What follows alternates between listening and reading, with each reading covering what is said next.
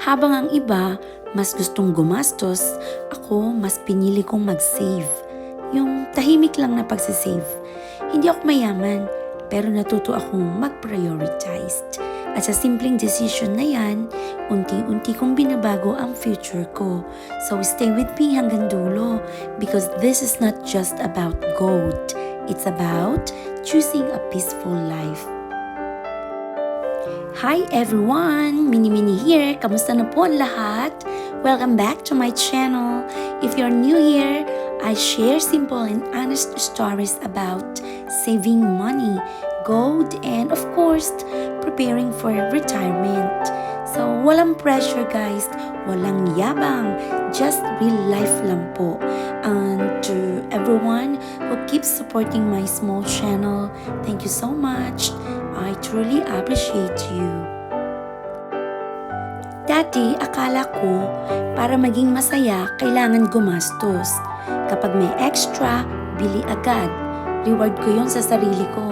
Yun lagi sinasabi ko. Pero napansin ko, panandilian lang talaga yung saya.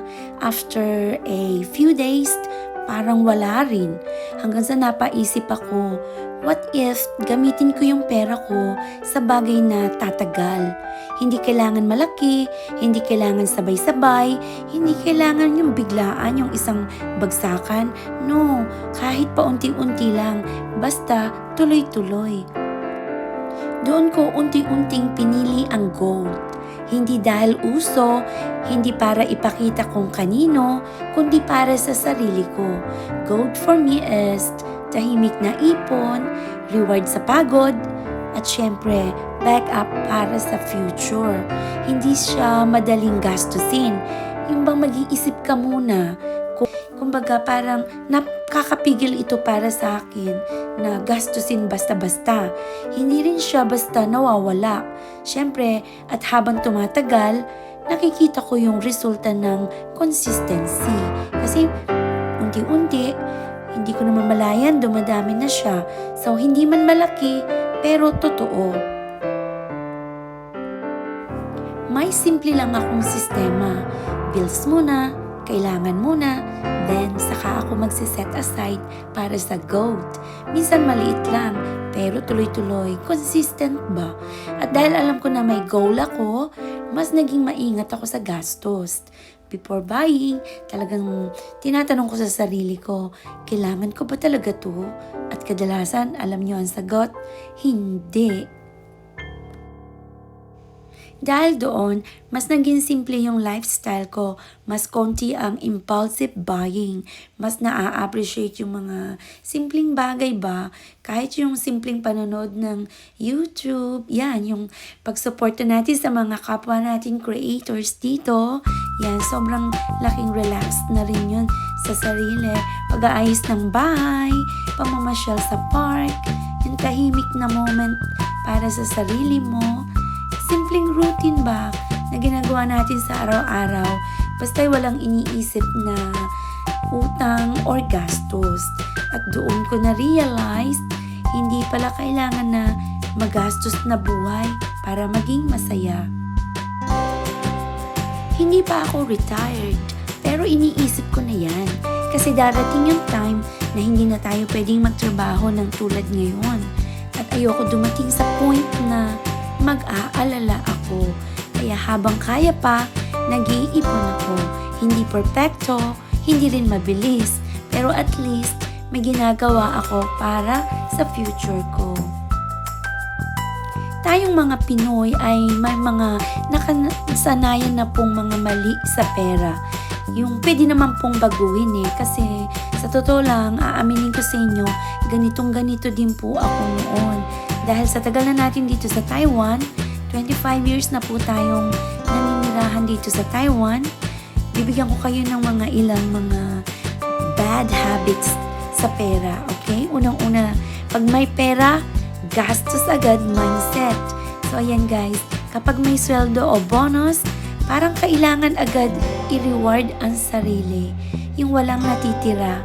Hindi masama ang mag-reward, pero sana may ititira pa rin para sa future. So, walang malinaw na budget. Yan pa yung pangalawa. bahala na kung saan mapunta yung pera. Hindi napapansin ang maliliit na gastos. Yung akala mo maliit lang, pero pag pinagsama-sama mo yan, actually, malaki na pala. So, pangatlo guys, utang muna bago ipon. So, ginagamit muna bago bayaran. Yan po yung maling-maling habit na unti-unti na po nating nabago. Ito po yung pang-apat, pakikisabay. Yung bang deserve ko to culture. So, nakikita sa social media, gusto rin natin. Yung bang parang pressure na gumastos, hindi lahat ng nakikita natin, kailangan nating sabayan. So, yung iba naman, panglima, walang mga emergency fund. Nako, ito noon dati, wala rin akong ganong mindset. Bahala na, mangungutang kapag talagang merong pangangailangan. Pero nababago po yan guys kasi talaga namang maling-mali at wag nating ilagay ang sarili natin na wala tayong emergency fund. Kapag may biglaang gastos, talagang mapipilitang umutang. E paano kung walang magpautang? Diba po? Kasi po dito sa Taiwan, hindi pwede basta mangutang dito. Mangungutang ka sa bangko. Dito hindi ka pwede basta mangutang sa kapwa mo tao. Unang-una, hindi mo alam kung saan ka lalapit. Pangalawa, walang magpapautang sa iyo. Sasabihin nila sa iyo, bakit hindi ka mangutang sa bangko? At next naman po guys, takot mag-invest or mag-save ang mga Pinoy. Kasi iniisip nila, kulang ang pera, hindi pa pwede, baka magipit, pero lalo tuloy walang nasisimulan. Kahit maliit, dapat magsimula talaga. Yun po talaga yung dapat gawin or else talagang wala tayong mararating.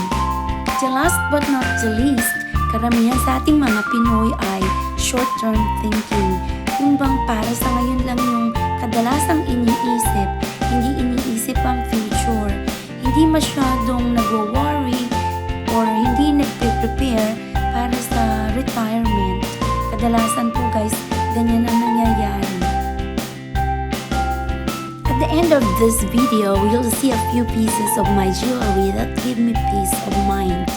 I've been encouraging myself to slowly build a set, starting with earrings, then a bracelet, and when I can afford it, a necklace, until I complete the whole set.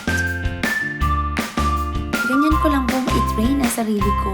Bigyan ko ng motivation na makaipon kasi kapag cash, ang bilis talagang magastos. So, ayan guys, sa mga taong nakarating po sa part ng video na ito, maraming pong salamat. Thanks for watching everyone and hopefully ay makita-kita pa po tayo sa mga next ko pang mga vlogs. So, maraming pong salamat. Thanks for watching everyone. God bless.